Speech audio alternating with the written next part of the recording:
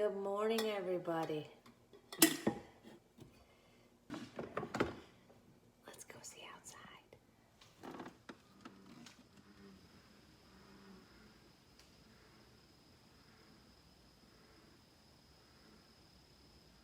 I decided that today I was going to do a special holiday edition for those of you that might be just enjoying time with your family and hanging out. So today I have my cousin Tim on Coffee with Cam because he is one of the most woke. I used that word. It didn't come out real hip. He is one of the most awake guys that I know. He is sensitive and kind. He is thoughtful and inclusive. He always takes under wing the underdog. He and I have very similar resonances. You will see a picture of his mom coming up in this episode, and she and I look quite a bit alike, I have to admit. And it's just a really interesting conversation and a really important one that I think we all need to be having right now. And that's what Coffee with Cam is all about. Let's get real, let's get a little uncomfortable, and yeah, do that. What I will say though is if you want to skip all the juicy heavy stuff, first of all, that probably means you should listen. But if you just want to stay not listening, then don't miss the credits at the end. It's somewhere in the end. You can find it, I'm sure. And watch me as I direct my older and wiser cousin, who when we were kids, he was like Mr. Popular and all the girls loved him. And you know, I was probably so jealous because I probably had crushes on all those girls and my poor little self couldn't come out. But either way, Tim was, you know, as kids, he often got compared to Tom Cruise and Top Gun. He just happens to be a really good looking guy who also has a heart of gold. Enjoy the episode today if you're interested. I'll be back in a normal short schedule. You know, 10 minutes is what I'm shooting for normally in the mornings. And thanks for being willing to stretch with me with all of this stuff. It's super fun. And just really enjoy this day and enjoy your family. And I'll see you tomorrow morning. Here is my cousin Tim in our exchange today, which was an absolute joy.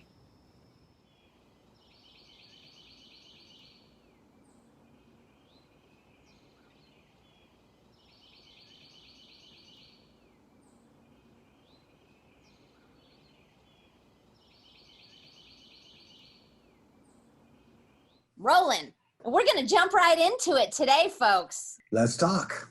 And I always say we because Coffee with Cam is not about me. What's it about? It's about the big U, which is short for the universe, because it sure ain't me. And today on Coffee with Cam, we have a white man. Tim, can you say hi to everybody? Hello, everybody. Kathleen is Cam, and I am Tam. TAM are my initials, so we're close. Are those really your initials, Tim? Yeah, Timothy Austin. That's so cool, Tam and Cam. Oh my God. Anyway, all right, so we got Tim on here, and Tim is like a brother to me, truly. Tim and I are both from St. Louis. We both went to Catholic school. Oh my God, do you remember that time you picked me up at the restaurant after that dramatic? You were the only person in St. Louis who I could call. Yes. And I brought you back to the house, right? Yes. That's the night? I don't know. There's a lot of foggy nights in there. If you're Irish Catholic, sober up, for Christ's sake. Sober up! My father and Tim's mother are siblings. Both of them as well have departed the earthly existence, and they are floating free. And surely, Tim, how would you describe that potential space that they're playing in? Well, I'm not really exactly sure what that potential space is because I don't believe in God, but I will at least say that they don't have to deal with a global pandemic, which is nice for them. So they escaped the world before this bullshit went down. Yes. Yes. And so also a Trump presidency, which my mom is spinning her ashes in a jar in my closet right now for that. But I digress. Go ahead.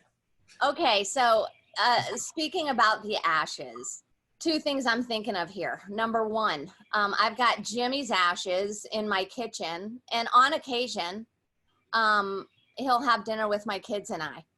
They're used to it. Like, Uncle Jim's joining us for candlelight dinner tonight, kids. I will literally dump his ashes out in my hand and just like, you know, come on, Jim, like, you're with us here, bro. You're with us. I'm gonna start doing that. I'm sure Danny, my wife, is gonna love that when I start dumping my mom's ashes into my hand at dinner time.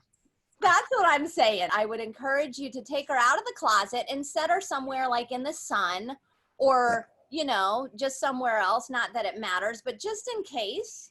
Yeah, just in case there's actually something there. But yeah, I'm gonna take her to Clearwater or St. Pete and sneak her ashes on the beach at some point. I just haven't gotten around to it because Yes. it's all that important. The question is, of all of the people that we've lost in our lives, and folks, let me tell you something. Tim and I have lost a hell of a lot of people. And we've had a lot of pain and heartache and growth and development and release and in stepping into our own selves as adults who are developing beyond hopefully our parents may have ever been able to get to the conditions in which we are reared in that are out of our control. But what is in our control is our own voices, what we project out into the world, how we interact with people. And Tim and I were talking this morning about politics. What I shared with Tim is that for a long time I had been on the political bandwagon, and I allowed the state of our world to really affect my daily reality, my moments, and my existence. And only because of the nature of life and how busy and exciting things are getting, have I been required to hang up the news. And since I have hung up the news, Liberated, right? it's extremely liberating. And I feel like one of the best things that we can do, each of us, to combat the shot show, how each of us can combat Trump, is by not allowing him into our psyches, into our space. That is just what the man wants. He wants all of us to be miserable and toxic and divided, because the more that we do that, the more that we put that out into the universe, guess what, folks? The stronger he gets. So I challenge each of us who tends to go off on these anti-Trump, for that matter, anti-anything, to try and notice when we're going down that train and just let that thought come and go and redirect our minds to anything positive. It could be a squirrel. And I'm inviting anybody, Tim, I call them dolphins. Coffee with Cam is a dolphin seeking mission. And Tim is absolutely a dolphin. And you might be like, but he's a dude. Yeah, that's right. There are a lot of dudes on the planet, and this is the point that I want to touch on more than any other point, Tim, that we talked today. I have two sons who I love tremendously. I have brothers who I also love tremendously. And I have many men in my life who are wonderful, kind, inclusive, fully respecting of women, blue, bleeding blue, allies of ours. And we have got to cut this stuff out. White men, Tim, I'm sure you know, I can't wait to hear your thoughts, are sitting in this space right now with a douche like Trump, who, no offense, Tim, that is just so painful that he is just the most public reflection of everything that is awful about white guys. Yeah, so go. Tell us what it is like.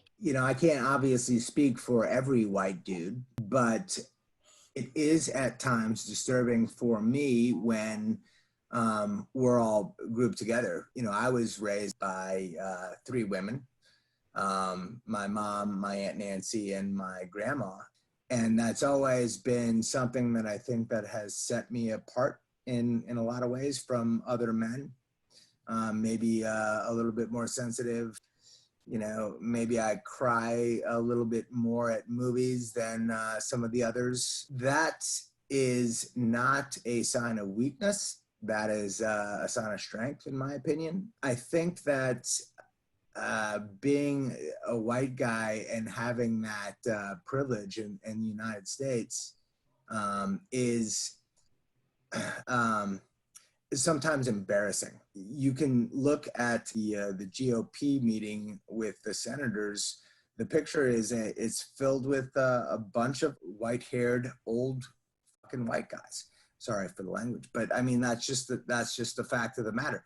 And they don't represent you, Kathleen. They don't represent the people that are probably watching this video, and they sure as shit don't represent me.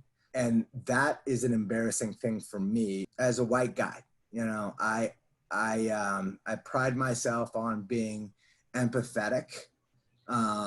Maybe some of that empathy that I know has come from being raised by, you know, primarily women. But I think that that's what this culture needs right now, is a little bit more empathy. So, you know, sometimes it's embarrassing to be a white guy for me. And I can tell you that I've got people in my life that would just crucify me for saying that. And I don't really give a shit, you know. Bottom line is that I'm going to piss a lot of white dudes off by saying it. But if you don't think as a white guy that you weren't handed a gift when you were born as a white dude, you're fucking lying to yourself. I'm sorry, I didn't mean to cuss again. But seriously, you're lying to yourself. That's the way that it is. And I'm proud to be me. I'm proud to be a white dude. I'm not gonna back away from that, but I also understand the gifts that are given to me just based on that fact. You know, that's not something that I take for granted. So.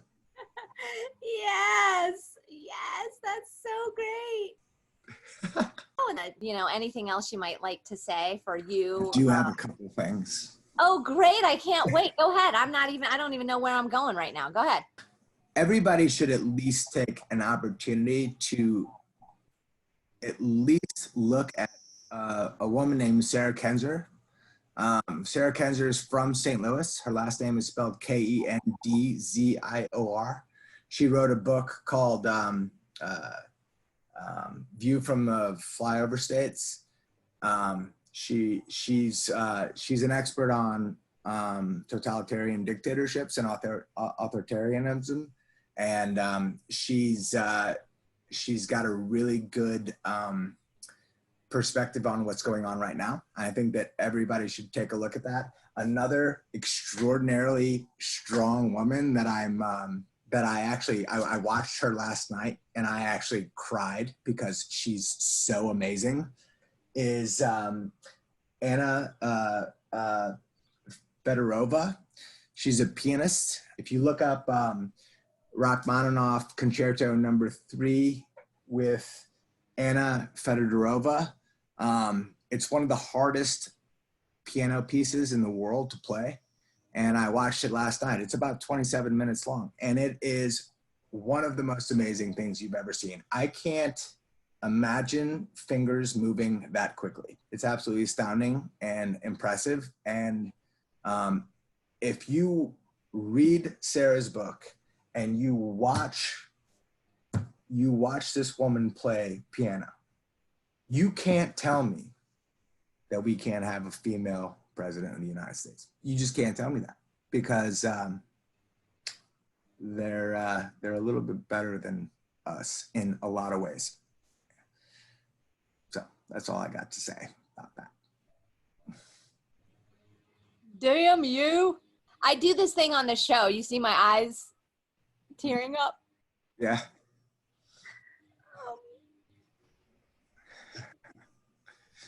I love you, cousin.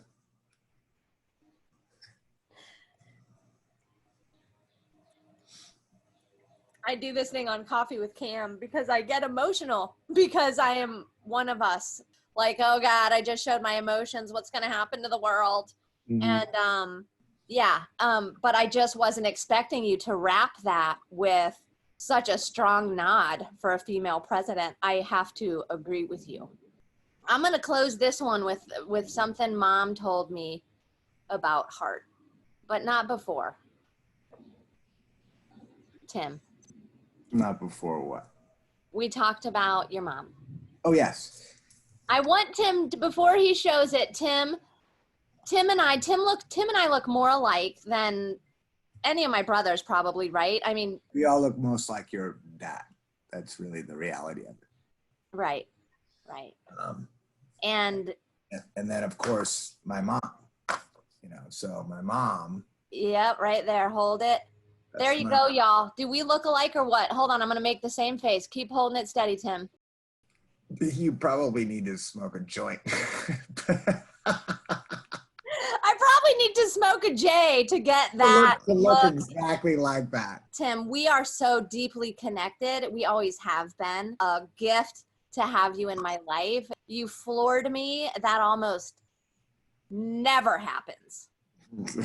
Well, that wasn't the goal, but I love you so much, and you make me feel connected to my family, which I don't have that feeling very much anymore, being down in Tampa and being out of St. Louis and being away from everybody. So to have this conversation with you today, on this Memorial Day weekend was a big deal for me. And I just can't tell you how much I love you. And oh, shit, I'm tearing up. I love you, and thank you for having me. And I really appreciate it. All right, buddy. I love you. And now Tim and I are going to stay on. We're going to cut y'all out of this because Tim and I need to kick our feet up and do what we do. So on that note, everybody have a great weekend. Thanks for watching. I think I'll drop this one tomorrow morning, possibly. And when it does, I'll send you the link and you can share with whomever you dare. I'm looking forward to it. Okay. All right. Love ya. All right. Love you too. Bye-bye. Booyah. So when our connection's good and we're not freezing, I need you to look at the Zoom camera. Okay. That's the one. That's okay. the one we're going to have this conversation there, okay? All right, good. I'm ready. Okay, perfect. So I'm going to take this whole thing from the top. Okay. You want to just make sure of that you're looking at the right hole. I don't. Okay. Yeah. All right. Stop your phone recording. I'm focusing on the camera on my phone, right? That's right. The one that we solidified. Okay. All right. I'm ready. Okay. So on your phone, is your video ready? We're going to do the 3 count again and record. Okay. Ready? 3, 2, 1, boom.